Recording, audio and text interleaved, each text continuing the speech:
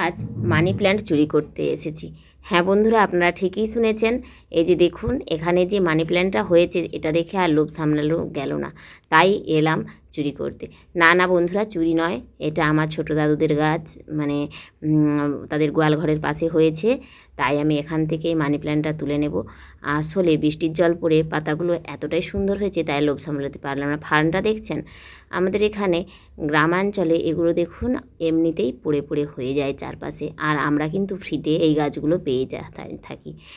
ফ্রিতে গাছ পেতে কার না ভালো লাগে বলুন।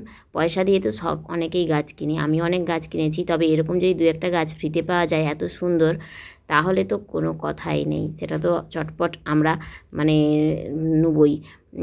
তাই এটা তুলে নিলাম। অযত্নে অবহেলায় হওয়ার থেকে আমার কাছে এটা যত্নে থাক। হ্যাঁ, এর আগে অনেক মানি প্ল্যান্ট আমি লাগিয়েছি, তবে ভালোভাবে গ্রো করতে পারিনি, কারণ মাটিতে লাগিয়েছি। তাই এবার আর সেই মাটিতে লাগালাম না, লাগাবো জলে। তবে এই যে জলে দিয়ে লাগালে আপনাকে কিন্তু সপ্তাহে সপ্তাহে জলটা পরিষ্কার করতে হবে।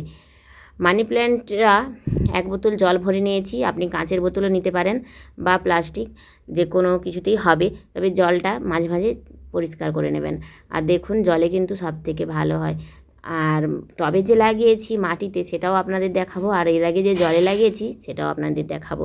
আপনারা দেখলে নিশ্চয়ই বুঝতে পারবেন। ওই যে দেখুন পাশে ছোটো টবে লাগিয়েছিলাম মাটিতে, এটা কিন্তু খুব একটা ভালো হচ্ছে না। আর এর আগে তো প্রচুর লাগিয়েছি, সেগুলো তো নেই, সেগুলো নষ্ট হয়ে গিয়েছে।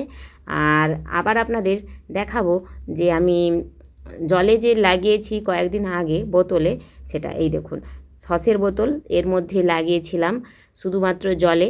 দেখুন এখনও 3-4 দিন হয়নি, অথচ এর গ্রোথ দেখুন। একই সঙ্গে লাগিয়েছিলাম টবে আর এই বোতলে।